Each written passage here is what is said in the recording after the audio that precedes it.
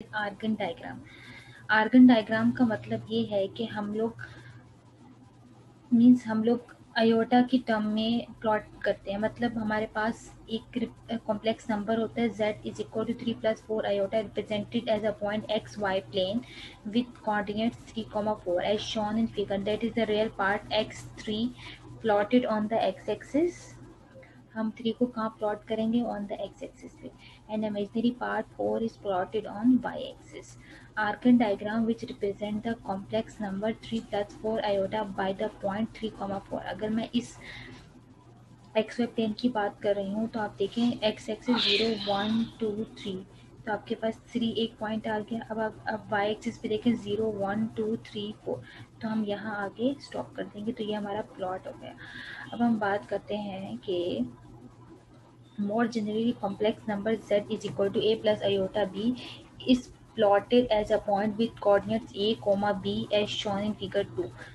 देखिए आपको अपनी स्क्रीन पे नजर आ रही होगी a, b हमने प्लॉट किया। ये b आपका इमेजिनरी एक्सिस है और ये आपका x एक्सिस है। But the real part of z is plotted on the horizontal axis, x-axis, with we often refer to this real axis. The imaginary part of z is plotted on the vertical axis called imaginary axis. Such diagram is Argand diagram, and कुछ engineers इस diagram को इस नाम से represent करते हैं complex plane से।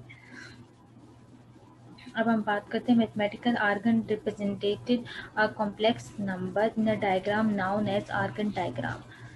Argon diagram का मतलब ये होता है कि जब हम कॉम्प्लेक्स नंबर को प्लॉट करते हैं तो हम उसको क्या बोलते हैं? Argand diagram.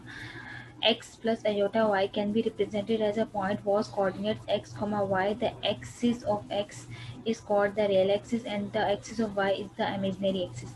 The distance OP is the modulus and the angle OP makes with the x axis the argument of x plus iota y। अब ये जो लाइन है आपके पास, ये जो लाइन है, इस लाइन को हम देखते हैं किसमें लिखा गया है। देखिए आप लोगों के पास ये एक डायग्राम नज़र आ रही है। हमने प्लॉट कर दिया पी एक्स कोमा वाई। मतलब आपके पास जो पी के कोऑर्डिनेट्स हैं एक्स कोमा वाई, सही है। एक्स कोई भी रियल पार्ट और वाई स्क्वाड इमेजिनरी पार्ट, सही है। अब ओरिजिन से अगर हम यहाँ तक मूव कर रहे हैं तो हम इसको क्या रिप्रेजेंट कर रहे हैं? ओ क्या रिप्रेजेंट कर रहे हैं? आर रिप्रेजेंट कर रहे हैं। मतलब अगर मैं इसको ऐसे ऐसे बताना चाहूँ मैं आप लोगों को, अगर ये चीज़ मैं ऐसे एक्सप्लेन करना चाहूँ कि अगर मैं इस चीज़ को ऐसे एक्सप्लेन करूँ कि हमने ओरिजिन से लेके इस पॉइंट तक जितना मूव किया उस डिस्टेंस को किस नाम से रिप्रेजेंट कर रहे हैं? आर से रिप्रेजेंट कर रहे हैं। और डिस्टेंस ऑलवेज क्या होता है हमारे पास? पॉजिटिव होता है। तो मैं उसको लिख सकती हूँ mod of set means complex number तक का जो डिस्टेंस है हमारा, यहाँ से यहाँ तक का जो डिस्टेंस है वो किससे रिप्रेजेंट हो रहा है? आर से रिप्रेजेंट हो रहा है, सही है। अब R is equal to mod of set, मतलब कॉम्प्लेक्स नंबर अंडर मॉडलेस, सही है। अगर आर बराबर है मॉड ऑफ जेड के तो इसका मतलब है कि अगर हम मॉड ऑफ जेड को एक्सप्लेन करूँ तो इसका मतलब है मैं इसको मॉड ऑफ जेड को मैं ऐसे लिख सकती हूँ।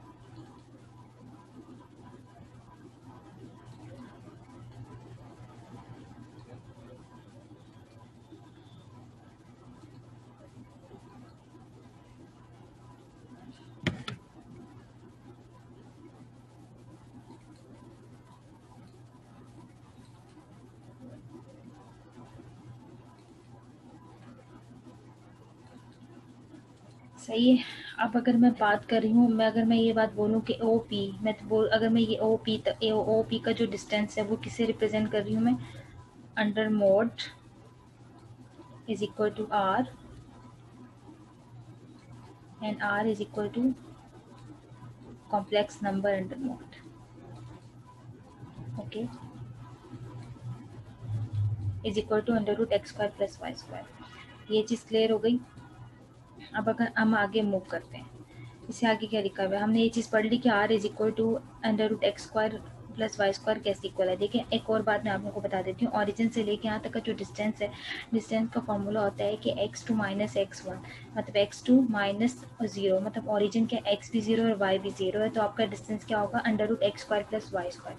अब आ जाते हैं मॉडुलस एंड आर्गूमेंट की बात करते हैं। मॉडुलस एंड आर्गूमेंट का मतलब ये है कि z आपके पास कॉम्प्लेक्स नंबर है, x प्लस आयोटा y भी complex number, x is equal to are cos theta का मतलब है कि अगर आप बेस डिवाइड बाय, अगर आप ट्रिग्नोमेट्री की बात कर रहे हो, अगर आप आप ट्रिग्नोमेट्री की बात कर रहे हो तो इसका मतलब है cos theta is equal to base upon hypotenuse, base divide by hypotenuse. आप मुझे बताएं बेस किसके बराबर है, एक्स के,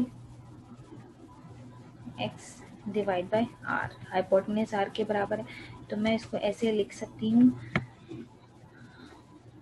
आर यहाँ डिवाइड हो रहा है, वहाँ जाके लेफ्ट साइड पे क्या हो जाएगा, मल्टीप्लाई हो जाएगा, r cos theta is equal to x. Same हम इसके साथ भी करेंगे, साइन के साथ।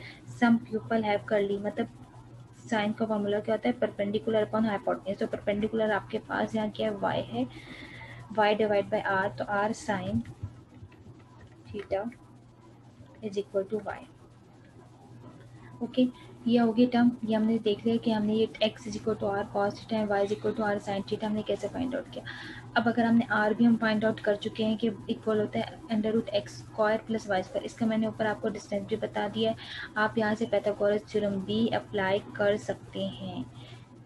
बट आप मतलब डिस्टेंस का अगर आप देखें तो डिस्टेंस का concept is very clear, because आप इसी डायग्राम को रखें कि आर आपके पास under root x square plus Y square, मतलब ओ से लेके बी तक का जो डिस्टेंस है वो आर है। सही, अब आप इस आर को यहाँ पुट कर सकते हैं, x divide by r is equal to cos theta and sine theta is equal to y divide by x square plus Y square under root. Okay, अब आगे मूव कर जाते हैं। अब यहाँ क्या बोल रहे हैं कि R is called the modulus or absolute of the complex number and denoted by x plus iota y। ये भी हमने पढ़ा था ऊपर। We examine the argument of non-zero complex z, sometimes called the argument of z। हम जब complex number में बात करेंगे तो हम किसकी बात करेंगे, किस एंगल की बात करें, उस एंगल को हम क्या बोलेंगे, argument of angle of z।